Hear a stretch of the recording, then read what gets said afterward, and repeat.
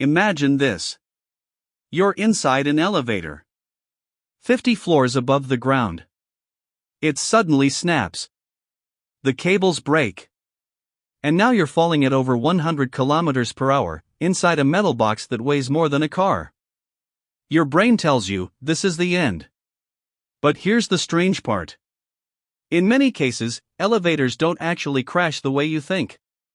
And once you understand what really happens inside, you'll never look at an elevator the same way again. Let's put this into perspective. A typical elevator cabin weighs around 1,000 to 2,000 kilograms, that's like a small car, hanging by cables. Now add 5 to 10 people inside. And all of this is suspended inside a narrow vertical shaft, sometimes taller than a skyscraper. If it falls, this isn't just dropping. It's a controlled system suddenly turning into a free-falling machine. Which sounds like it should be completely uncontrollable. But it's not. Back in the 1800s, elevators were basically death traps. If the rope snapped, that was it. People were terrified to use them. Then a man named Elisha Otis changed everything.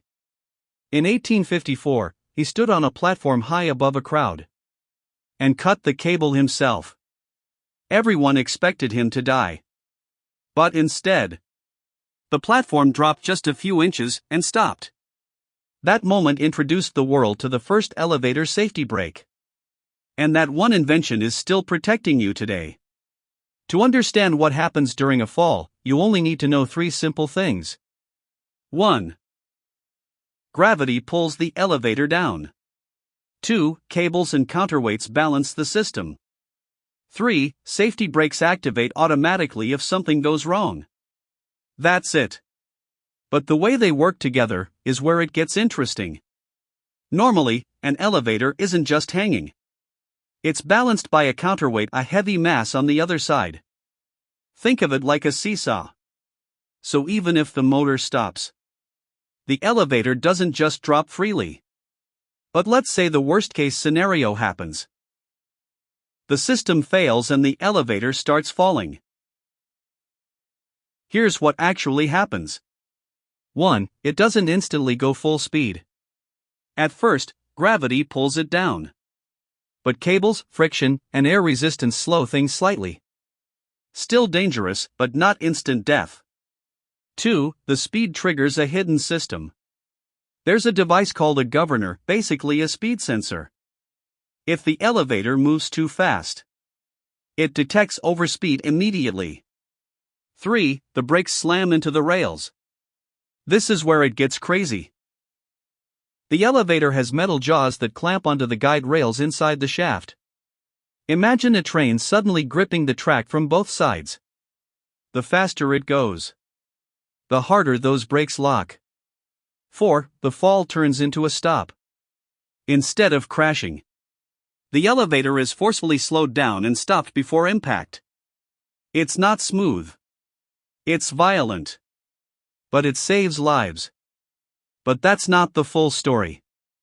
Because even if everything fails, there's still one last layer of protection.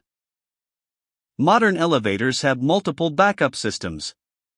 Steel cables, usually 4 to 8 at once, not just one. Automatic brakes. Emergency buffers at the bottom. Those buffers? They're like giant shock absorbers. If the elevator somehow reaches the bottom, they compress and absorb the impact energy. Here are things most people don't know. Elevators almost never freefall completely, it's extremely rare. In some situations, lying flat on the floor can reduce injury during impact. The safest place in an elevator isn't the middle. It's actually near the corners, where the structure is strongest. But here's the interesting part. The real danger isn't actually falling down. It's getting stuck between floors or sudden stops. Because elevators today are not designed to just hang. They are designed with one idea in mind. Failure will happen, so we prepare for it. And that's why something that feels so fragile is actually one of the safest transport systems in the world. Now here's something even more interesting.